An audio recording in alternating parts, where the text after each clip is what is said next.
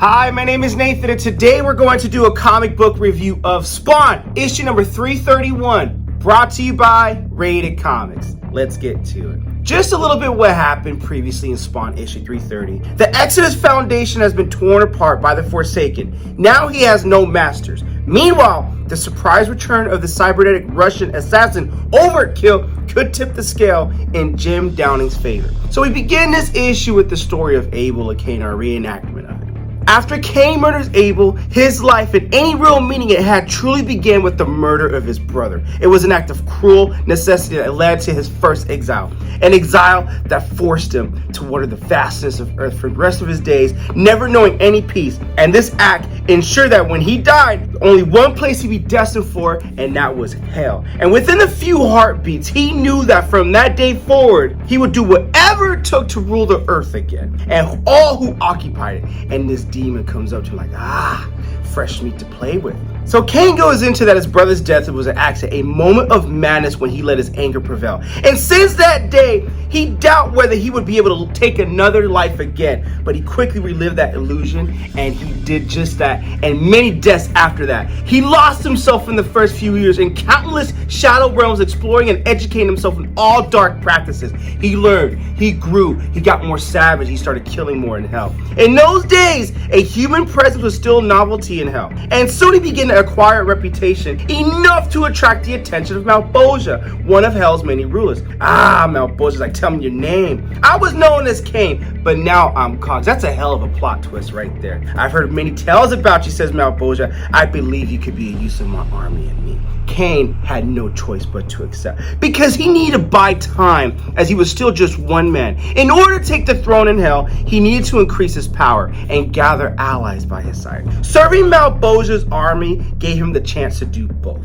Those next few years passed in a blur of baptism and blood. And we get this conversation with Argus and Cogliostro, where Argus asks him, hey, Malboja seeks to create a new class of elite soldiers, one capable of leading his army against those of heaven and hell. The key will be forging a symbiotic armor for these warriors to wear. But our attempts have been unsatisfactory, so we need your knowledge of the necroplasm and what you know during his travels, so you gotta help us out, and Malboja seeks it. So after Cogs, also known as Cain, back then at least, agrees to it, he goes into it, and despite his outward enthusiasm just playing it off, he approached this project with veiled caution, having heard tales of others who've been recruited for the same mission. Everyone eventually banished to the pits when they failed to deliver to Malboja's expectations. So he meets Violator, and Violator's pissed like, what is this you brought me, Argus? A human? They can't be trusted with matters important like this. And Cogs is like, I'm not here because I want to be. I'm here because you weren't able to deliver what was asked of you. I've been dragged here myself. What did you say, human? Violator was like, you messing with my ego, bro. Enough, says Argus. You guys are here to do a task for Malboja. Set your bullshit aside, all right? And he's like, okay. Violator's like, all right, bro, I agree. I will tolerate you for now. But make no mistake who's in charge here. And the moment Malboja tires of you, I will be waiting. For now, it's time for us to work together. So, Cogs goes into a narration that there are few in existence of whom he despises more than the Violator. He has always presented himself as the one creator of the Hellspawn symbiote, but before his involvement and his initial efforts had ended in failure, his closest success was a failed prototype that had escaped into the darkest corners of Hell's months before, which is Plague Spawn. But the true fact remains that on his own, and without Cogs, he has nothing. He can't do this thing without me. There will never be another Hellspawn without Cogs. At last, a creation has been born, and it's finally time to present that symbiote to Malboja, and Violator is happy about it. Throughout their time together, Violator believed, and he boasted that he would be the very first host for that symbiote. Such a promise had never been made to him, but Violator's arrogance did not allow them to be any other possibility. So, he had to admit, watching him learn his truth when Malboja's like, nah, bro, I'm giving that symbiote to Cogs, not you. He's gonna be the host. Violator's like, Lord, please, like, I beg of you, this should be a native of hell should possess it, not a human. I made my choice, Violator, said Malboja. I've chosen Cogs to be my first Hellspawn. Know your place. Your reaction serves as proof of your unfitness. And he blasts him back, and Cogs like, I am humble for this. I need more than humility from you, says Malboja. I need much more. Arise now, you are neither Cogs nor symbiote. You are my Hellspawn. And Cogs looks like a pretty good Hellspawn right there. That shit looks good. Becoming Hell's first warrior only drove his lust for wanting more. And so over years, he waged relentless war on Mabosia's behalf. But all the while he was doing it, he was gathering more and more support for his own plans, converting demonic soldiers one by one to his way of thinking that their group sacrifices and bloodshed is why Malbosia held on to his power. Without them, Malbosia is nada. So he's recruiting more crew members and more, and they're recruiting more. So as his recruitment grew, his plan was to take the throne on the eve of Cortosia, and those loyal to Malbosia will be scattered across the realm that night. The thing is, Cogs knew that with every fiber in his bone that his plan would succeed, but he never got the chance to because of a lone traitor in the ranks, which is that purple brother right there. And when Malbosia gets wind of this, he tortures the hell out of him. I treat you like a trueborn, and treason is what you give me in return? Did you think you could stand against me? Says Malbosia. But nothing's compared to what I have in store for you. Your corpse will be smeared across the many. Lord, says Violator, there's another choice in how to punish a prisoner. So that way of punishment was exile in human form. For the next 30 centuries, Cogs wandered the earth, only a single spark of power left in him from his Hellspawn days. Once he used that shred of power, he'll return to hell to be punished for eternity. So it's just like a mind game, mind torture they're doing to him instead of physical torture. Whoa! And he's been trying to steal necro powers from every Hellspawn, but to no avail.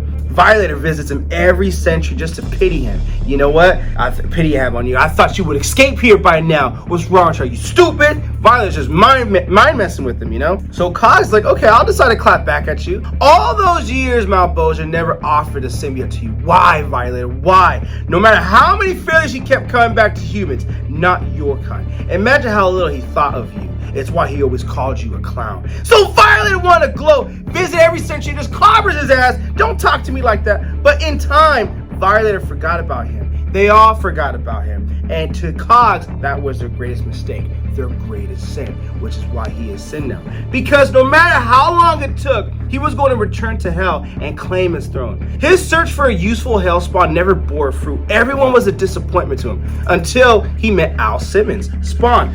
From our first encounter, he knew that he was different, and he proved him right when he disposed and decapitated Malbosia himself in one of the previous Spawn issues. That ultimately created his chance, and he took his damn chance, and he took the throne, seizing Hell's vacant throne for himself. Though he realized that by being human and being limited with Hellspawn power never allowed him to be a true ruler as he should have been.